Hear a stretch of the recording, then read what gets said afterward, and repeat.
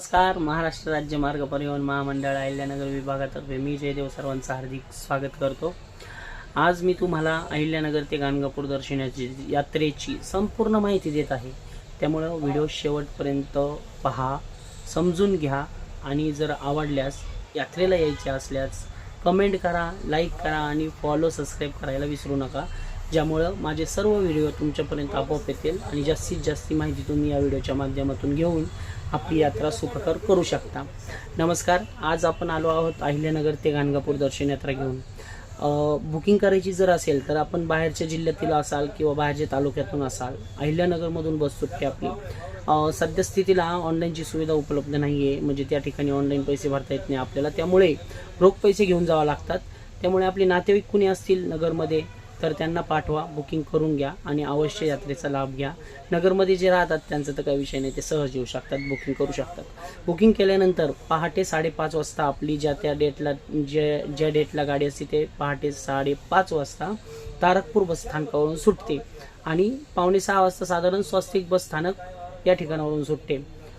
सुटल्यानंतर 2 तासातच आपण जामखेड या ठिकाणी जातो. त्या ठिकाणी गेल्यानंतर आपण अर्धा तास जो आहे तो चहा नाश्त्यासाठी देतो सर्व भाविकांना.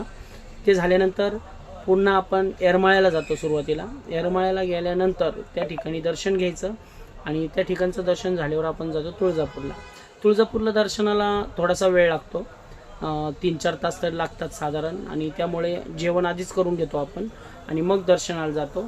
तुळजापूर मातेचं दर्शन घेतल्यानंतर आपण अक्कलकोट या ठिकाणी जातो. अक्कलकोट श्री स्वामी समर्थांचं दर्शन घेऊन आपण जातो गाणगापूरला. गाणगापूर या ठिकाणी मुक्कामाची व्यवस्था केलेली आहे. त्या ठिकाणी तुम्हाला साधारण एका व्यक्तीला कॉट बेसवर गादी वगैरे असती, कॉट असती, हॉल असतो, रूमसारखाच हॉल असतो. एका व्यक्तीला 150 रुपये लागतात. आणि जर तुम्ही वैयक्तिक रूम घेतला तर तुम्हाला 800 रुपयाचा रूम भेटतो. त्यामध्ये 3 जण तुम्ही राहू शकता आणि एखादा जास्त ॲड करायचा असला तर 900 रुपये ते घेतात, म्हणजे 100 रुपये एक्स्ट्रा घेतात. गादी वगैरे काही देत नाही. अशा प्रकारची त्या ठिकाणी व्यवस्था आहे. आणि जर आपला ग्रुप असेल तर तुम्ही फक्त 100 रुपये पर हेड देऊन त्या ठिकाणी ग्रुपचा म्हणजे संपूर्ण हॉल बुक करू शकता. तो हॉलचाही हॉल असतो, म्हणजे सतरंजी वगैरे असते. अशा प्रकारची राहण्याची व्यवस्था आपली गाणगापूरला केली जाते ट्रस्टमध्ये. म्हणजे त्यानंतर ते झाल्यानंतर आपण सकाळी गाणगापूरचं दर्शन घेतो, चहा नाश्ता त्या ठिकाणी करतो आणि ते झाल्यानंतर आपण जातो संगमचं दर्शन घेतो, दत्तात्रय प्रभूंचं दर्शन घेतो आणि पुढचा प्रवास असतो आपला पंढरपूरला बरोबर दुपारी जेवणाच्या वेळेस आपली गाडी पोहोचते. त्या ठिकाणी तुम्हाला फक्त 100 रुपयामध्ये भाजी पोळी